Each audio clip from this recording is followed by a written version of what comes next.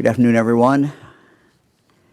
Today I'm wearing a necktie from Marietta College, Marietta College Pioneers. A couple shout outs. Kim Murnix, who is the Ohio Director of the Ohio Department, our Director of the Ohio Department of Budget and Management, is also a Marietta College graduate, as is Dave Rose, who is right out in the room. The other room, you can't see him, but he helps us every day with the production of our press conferences. He's the Internal Communications Manager at ODOT, and he is also a proud graduate of Marietta College. This is a big week as we move forward to open up our economy in Ohio. Tomorrow, we reopen consumer, retail, other services. We've set out the guidelines and what those businesses have to do, and as they meet those, then they can open. I know many of them are looking forward to opening tomorrow. I'm confident that we can, in fact, do two things at once. We can protect Ohioans. We continue to do the social distancing, do all the things that we need to do, and at the same time work to open up our economy, open up more businesses. We have video that shows many of the safety measures that we're already seeing in Ohio businesses and that we'll continue to see. So I think this is a kind of a quick, good summary of some of the safety measures that are now in place in Ohio. It's important for people to feel safe when they go to work, and it's important for people when they go out shopping, go to the grocery store. It's important for them to feel safe as well.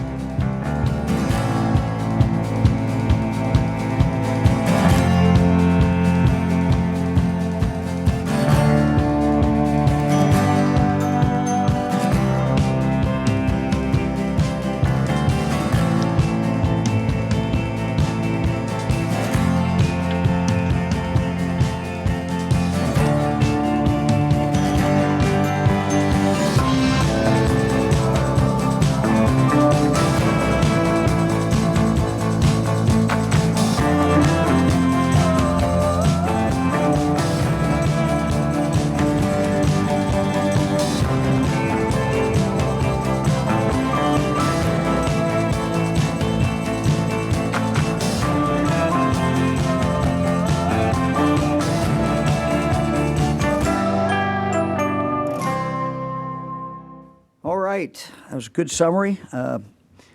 By tomorrow, 90% of Ohio's economy will be back open.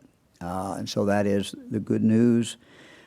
Face coverings are mandatory for most workers and most businesses, with some exceptions, specific exceptions having to do with worker safety.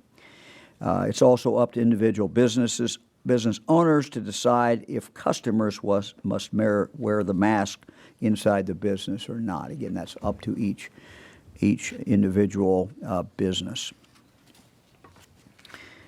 Let me start off by talking about child care.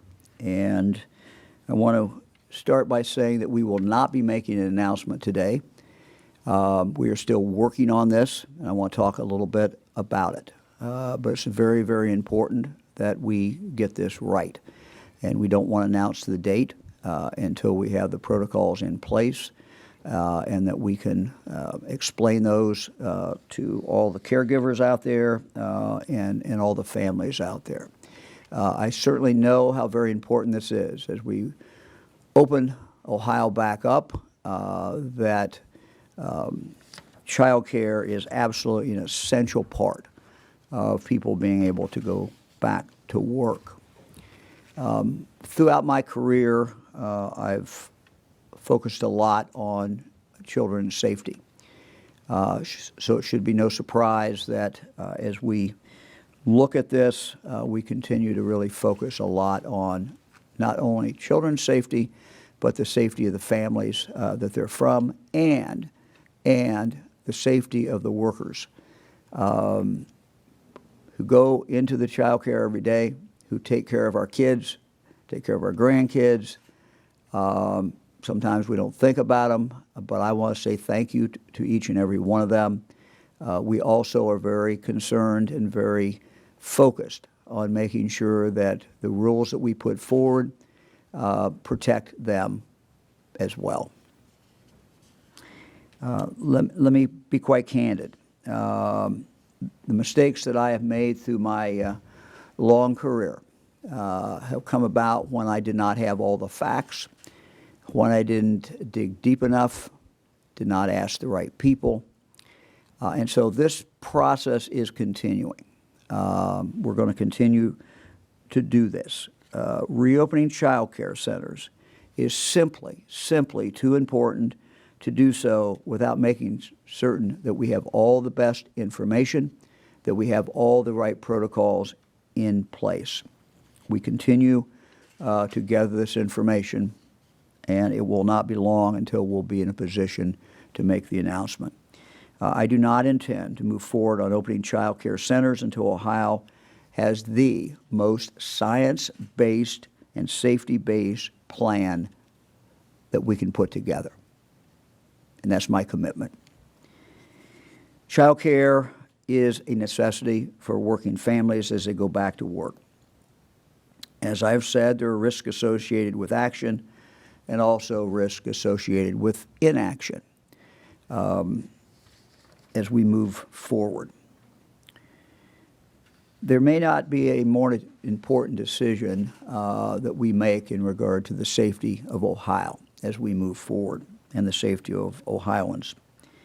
I'm convinced that we can lead in this area. Not only am I convinced that we can lead, I'm convinced that we absolutely must lead. We must lead in this area. Our goal is to develop the best possible protocol in the country to ensure the safety of our children and our child care center workers and the safety of their families. It is really a moral imperative that we do this, and that process will continue.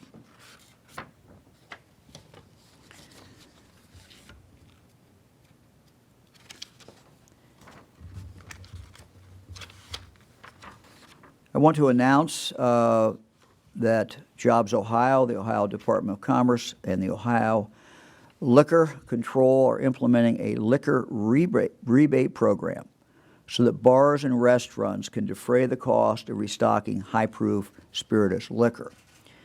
The program will provide a $500 rebate in high-proof spirituous liquors for eligible permit holders who purchase through Ohio liquor contracted agencies. This rebate will help a majority of our state's liquor permit holders. The rebate is designed to help reduce the cost of bars and restaurants as they restock their shelves for reopening in the future. These are instant and applied as soon as a permit holder places an order from their assigned liquor agency. The rebates can be used beginning mid-May. Restaurants and bars interested in the liquor rebate program can visit wholesale.ohio.com for more information. During our regular COVID-19 briefings, we've talked with you about the data, and we've talked about the science. We've also had doctors and other experts join us on Skype. But today we wanted to give you a different perspective, a first-person perspective. Travis is with us today, and we thank Travis for joining us. He's an emergency room nurse at University Hospital's Portage Medical Center. He is also a COVID-19 survivor. So, Travis, thank you very, very much for joining us, and there you are. Well, good. Travis, thank you for having me, Governor. Thank you for joining us. And if you could just kind of tell us a little bit, Travis, about your experience. My experience, it was quite the event. I got sick at the end of March with cough, temperature, stayed home from work, which was our protocol.